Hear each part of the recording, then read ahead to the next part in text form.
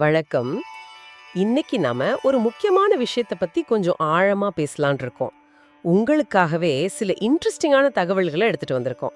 நாம இன்னைக்கு பார்க்க போறது இந்தியாவோட மிக முக்கியமான ஆன்மீக குருக்கள்ல ஒருத்தர் பண்டிட் ஸ்ரீராம் சர்மா ஆச்சார்யா எழுதிய பிரக்ஞா புராணம்ங்கிற புக்ல இருந்து சில பகுதிகள். இது வெறும் புராண கதைகள்னு நினைச்சிடாதீங்க. நம்ம வாழ்க்கையை மாத்தக்கூடிய சக்தி இதுக்கு இருக்கு. முக்கியமா ஒன்னு சொல்லணும், இது இங்கிலீஷ்லயும் கிடைக்குது. சோ மொழி ஒரு தடை இல்ல.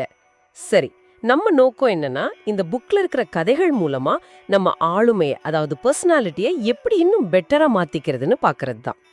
இந்த காலத்துல, இந்த வேகமான உலகத்துல இந்த அறிவு ஏன் ரொம்ப முக்கியம்னு கொஞ்சம் பேசலாம். வாங்க ஆரம்பிக்கலாம்.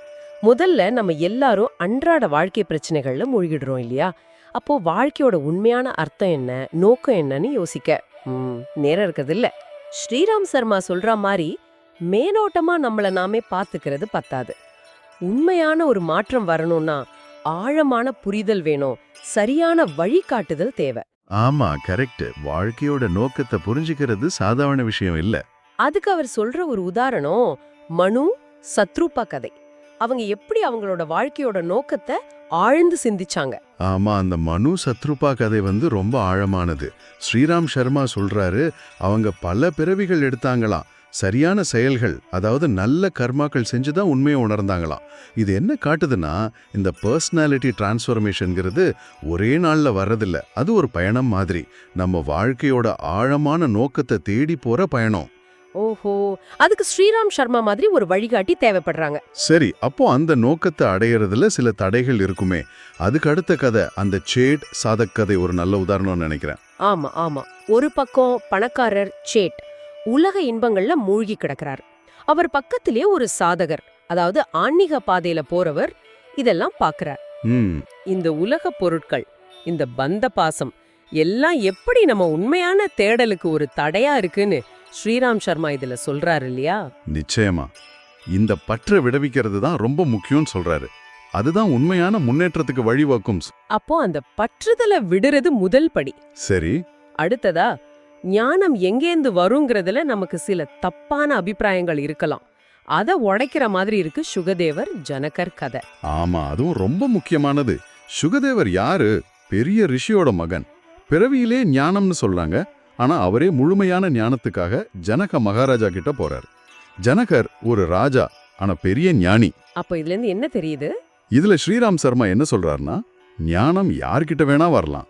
பதவி, படிப்பு, தகுதி இதெல்லாம் ஒரு விஷயமே இல்ல. கத்துக்கிற ஆர்வம், அந்த திறந்த மனசுதான் முக்கியம். அதுதான் ஆளுமை வளர்ச்சிக்கு ரொம்ப அவசியம். இது சொல்லும் போது எனக்கு ரவிதாசர் கதை ஞாபகம் வருது. ஆமா, அதுவா அருமையான கதை. அவர் ஒரு சாதாரண செருப்பு தைக்கிற தொழிலாளி. ஆனா கங்கா மாதா மேல அவருக்கு இருந்த பக்தி, அந்த நம்பிக்கை, அது அபாரமானது. கங்கைக்கு போனோன்னு ஆசை, ஆனா காசு இல்ல. அதுக்காக அவர் ஒன்னும் சோர்ந்து போகல.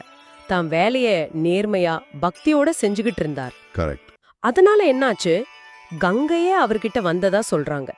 இதுல ஸ்ரீராம் சர்மா ரொம்ப அழகா சொல்றாரு, பெரிய பெரிய சடங்குகள், ஆடம்பரங்கள் இதெல்லாம் விட மனசு சுத்தமா இருக்கணும், செய்யற வேலையில நேர்மை இருக்கணும், அதுதான் முக்கியம்னு. மிகச்சரியா சொன்னீங்க. இதுதான் உண்மையான ஆளுமைக்கு அழகு, நேர்மை, பக்தி. ஆமா, ஸ்ரீராம் சர்மா இந்த பழங்கால கதைகளை எதுக்கு இப்ப மறுபடியும் சொல்றாருன்னா, அதுக்கு காரணம் இருக்கு. இன்னைக்கு நாம வாழ்ற இந்த உலகம் எப்படி இருக்கு? ஒரே போட்டி, மன அழுத்தம், டென்ஷன். ஆமா, உண்மைதான். இந்த மாதிரி சூழல்ல மன அமைதி, நேர்மை, அப்புறம் இந்த பற்றற்ற தன்மை, உண்மையான பக்தி இதெல்லாம் ரொம்ப ரொம்ப தேவை. ஸ்ரீராம் சர்மா சொல்ற இந்த ஞானம் தான் இப்போ இருக்கிற காலத்தின் தேவை. அப்போ இது வெறும் கதைகள் இல்ல. இல்லவே இல்ல.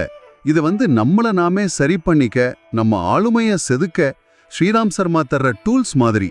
ஆக இன்னைக்கு நாம பேசின இந்த கதைகள் எல்லாம் ஸ்ரீராம் சர்மா ஆச்சாரியாவோட வழிகாட்டுதல் மூலமா நம்ம சிந்தனையை எப்படி இன்னும் உயர்த்தலாம், நம்ம பர்சனாலிட்டியை எப்படி இன்னும் மெருகேத்தலான்னு ஒரு ஐடியா கொடுத்துருக்கோன்னு நம்புறோம்.